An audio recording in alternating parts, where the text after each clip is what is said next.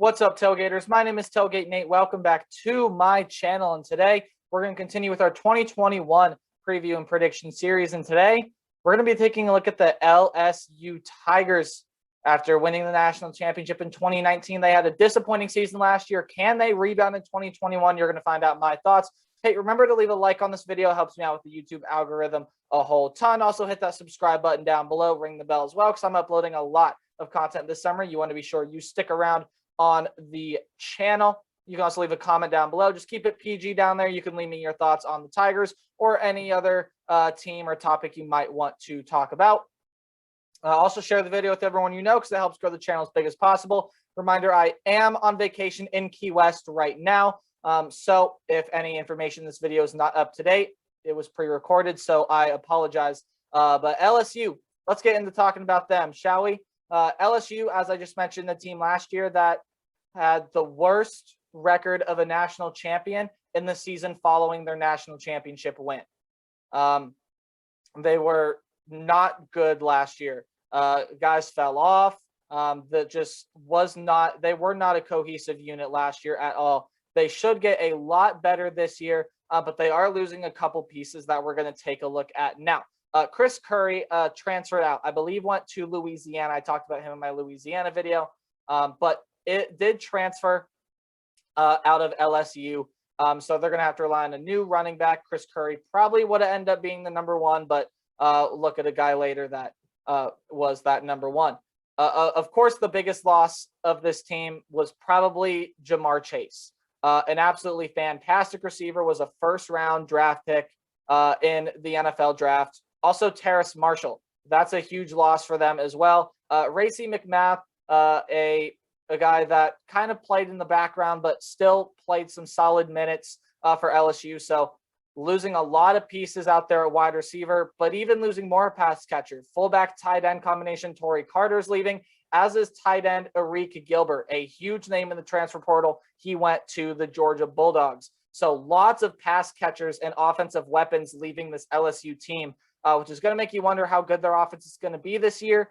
They should be just fine, but with guys like that leaving, the LSU is going to have to replace a lot of talent, especially in the pass catching realm of things. And then on the defensive side, not a whole lot of talent, but still some pretty big names: Tyler Shelvin, Jabril Cox, Jacoby Stevens, and Kerry Vincent. Those four guys are four notable guys that I saw leaving this LSU program in various ways. Still a lot of nice talent on this LSU team, though, because it's not about what you lost. It's about what you have. You might wonder, how are they going to replace all of those pass catchers at wide receiver? Well, Kayshon Boutte is coming back, as is Jeray Jenkins, among many other wide receivers. They got some guys from the transfer portal as well. So I think LSU is going to be just fine with that wide receiver role, going to be led by Kayshon Boutte, in my opinion, and led by quarterback Miles Brennan. I know Max Johnson there as well. TJ Finley, I believe, is still there. So there still is a quarterback battle at LSU. To me, Miles Brennan is going to look to be that starter. But whoever starts for quarterback, they're going to have some nice weapons. The running back this year should be Tyrion Davis-Price. Played solid minutes last year. Pretty darn good running back, if I do say so. He should be a very nice piece in the running game for LSU this year. Key offensive linemen coming back as well that are not on this list. LSU should be just fine on the offensive end. Probably not as good as their 2019 campaign, but they should still be a solid offense. On the defensive side, you got a lot of nice talent coming back and coming in. Mason Smith and Ali Bay highlight the defensive line, while Mike Jones, I believe coming over from Texas, that is a huge pickup for the LSU Tigers at linebacker. He's going to be highlighted along with Andre Anthony and Damon Clark. So the linebacking group, front seven, defense all around should be fine for LSU, because they got the best cornerback in the nation, the best defensive back in the nation, and Derek Stingley Jr. The kid is absolutely phenomenal, plays like a wide receiver at defensive back. He's also going to be highlighted by Jay Ward back there as well. So some really big names coming back for LSU this year. But you got to wonder, without guys like Chase and Gilbert and Cox, how good this team is going to be. They're going to be better than last year, that's for sure. Taking a look at their schedule for next year, got a lot of tricky games on the schedule. They went 5-5 in 2020. Again, that was the worst record for a former national champion the season after their national championship win. 5-5 in the SEC, fourth in the SEC West.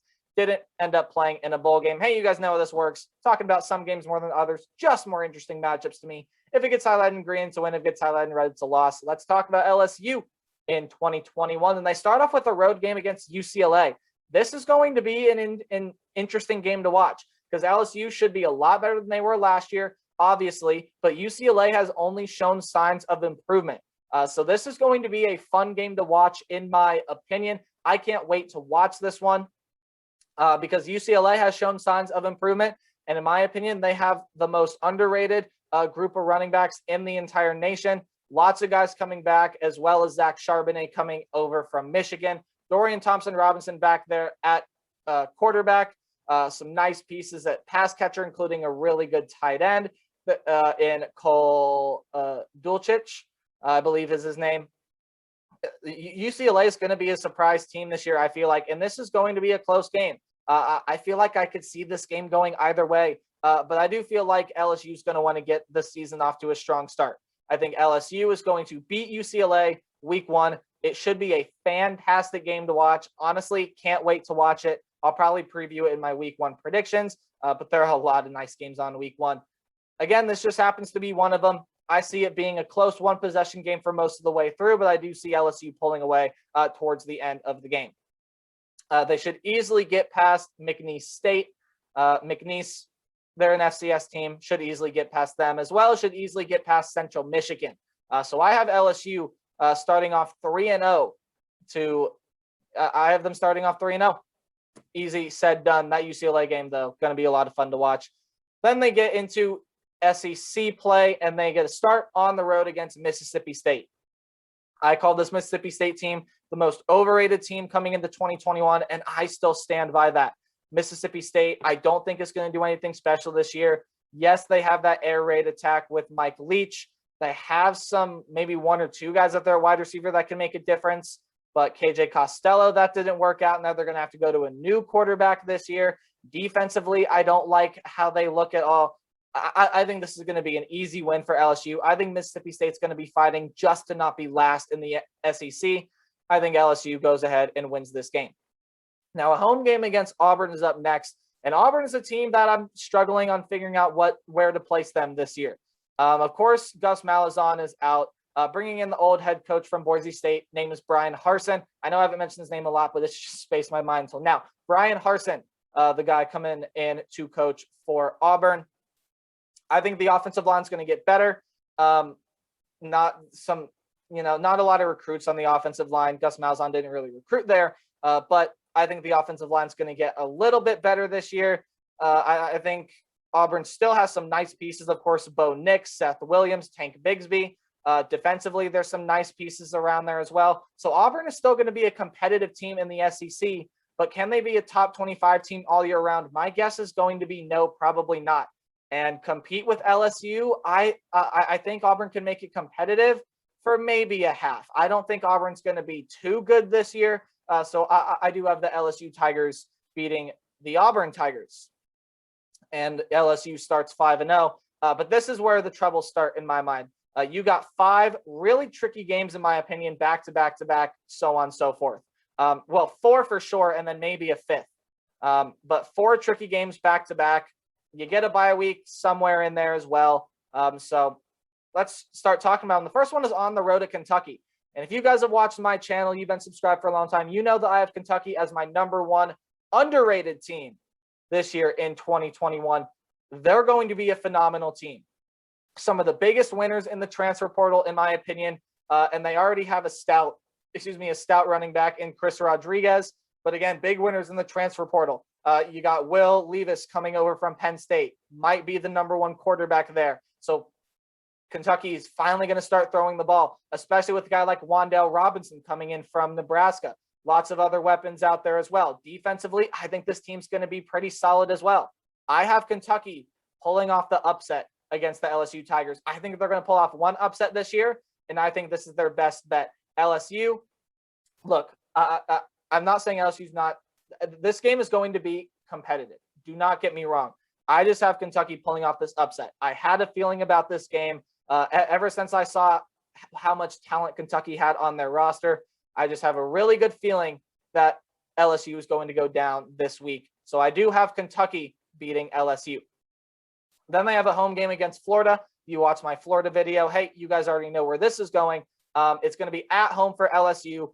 Last year, the shoe play, the shoe throw, whatever you want to call it, the shoe curse, it cost Florida a chance, took off an LSU player's shoe, chucked it 20 yards downfield. You guys know the rest from there, I'm sure. I think this is going to be another close, competitive game like we saw last year, although I don't think it's going to have as high of stakes for both teams. Hey, both of these teams could come in here 5-1, 6-1, respectively. Absolutely.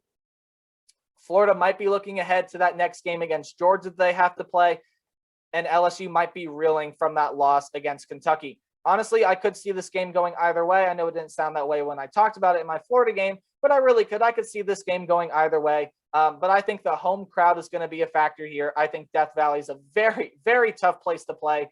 I do have the Florida Gators losing this one to the LSU Tigers. LSU gets back on track with a win after the upset loss to Kentucky. But then they get another tricky road game on the road against Ole Miss, and this is going to be another hard game to win for LSU because Ole Miss is going to have that offensive firepower this year. We saw it last year with Matt Corral, going to be a household name. John Rhys Plumlee, the quarterback, probably going to transfer out to play wide receiver, much like a Braxton Miller. If you remember when he did that at Ohio State, probably going to be a similar situation there.